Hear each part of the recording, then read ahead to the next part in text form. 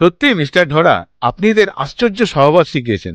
তো আশা করছি এদের জ্ঞানের থলিটাও আপনি ভেরি গুড করে পূর্ণ করে দিয়েছেন। হ্যাঁ হ্যাঁ হ্যাঁ, পুরো কানাই কানাই। Very good. তো বাচ্চারা, তোমরা কি আমাকে বলতে পারবে সাপের বিষ কয় প্রকার ও কি কি? হ্যাঁ স্যার, আমি বলতে পারি। এই সেরেছে। বাহ, ভেরি গুড, বলো দেখি। স্যার, সাপের বিষ প্রধানত 5 প্রকার: নিউরোটক্সিন, হেমোটক্সিন, কার্ডিওটক্সিন, সায়োটক্সিন আর মায়োটক্সিন। ভেরি গুড, খুব ভালো। আচ্ছা, এবার বলো তো ভেরি গুড সব, ড্রাই বাইটের সংজ্ঞা কি? স্যার, ড্রাই বাইটের সংজ্ঞা হলো ভীত বা উত্তেজিত কোনো বিষধর সাপ যখন তার প্রতিপক্ষকে বিতাড়িত করতে মূল্যবান বিষের অপচয় না ঘটিয়ে শুধুমাত্র দন্ত পরিস্ফুটনের মাধ্যমে প্রতিপক্ষের দেহে যে ক্ষতের সৃষ্টি করে তাকেই ড্রাই বাইট বা শুষ্ক কামড় বলে। বাহ, চমৎকার, ভেরি ভেরি ভেরি গুড। তোমরা দেখছি বিষটা খুব ভালো করে পড়েছো। ঠিক আছে, তাহলে এবার একটু অঙ্ক করা যাক। আচ্ছা দেখো তো ভেরি গুড, এই অঙ্কটা কেউ পারবে কিনা। 4 মিটার দৈর্ঘ্য বিশিষ্ট একটি সাপ এ স্থান থেকে সকাল 8 ঘটিকায় পরীক্ষা দেওয়ার জন্য বি স্থানের দিকে সোজা পথে যাত্রা করে।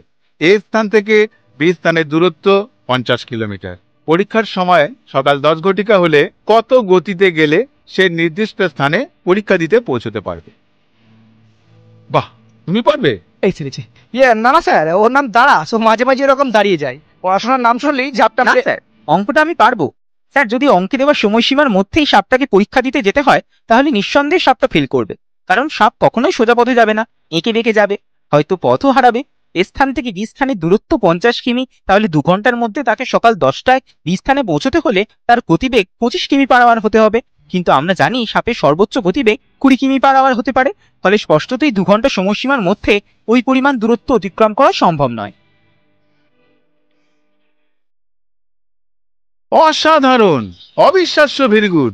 কয়েক মাস আগে পর্যন্ত এই স্কুলটা বিষের বাগবাজার ছিল। কত ভেরি গুড শিক্ষক এলো গেল, কেউ এদের সাহায্য করতে পারেনি।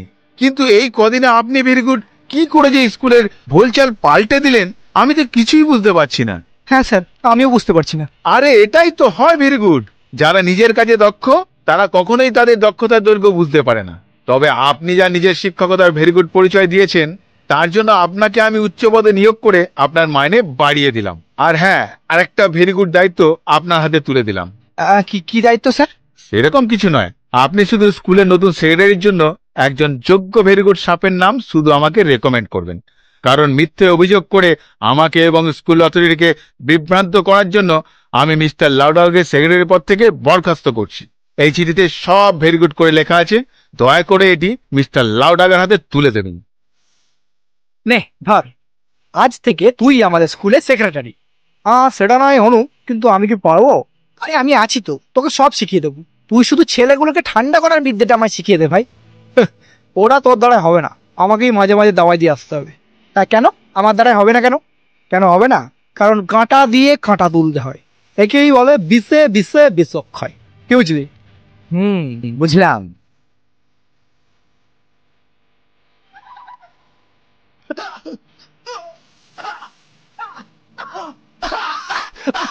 ভাই সরি ভাই, আমি বুঝতে পারিনি তো সেক্রেটারি পদটা চলে যাবে। ভাই ভাই প্লিজ বেঁচে থামা ভাই, এলিয়ে এত করে দিয়েছে ভাই, আমি তো লেটে পড়ছি ভাই, আমাকে ছেড়ে দে ভাই, আমাকে ছেড়ে দে ভাই প্লিজ।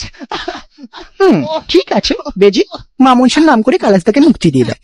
এই না না, এই প্লিজ ভাই, ওরা উপরে ভাই, আমাকে ছেড়ে দে ভাই, আমি তো লেটে পড়ছি ভাই। এই না, এই না প্লিজ, এই না না না না। বিষে বিষক্ষয়। কি বুঝলি?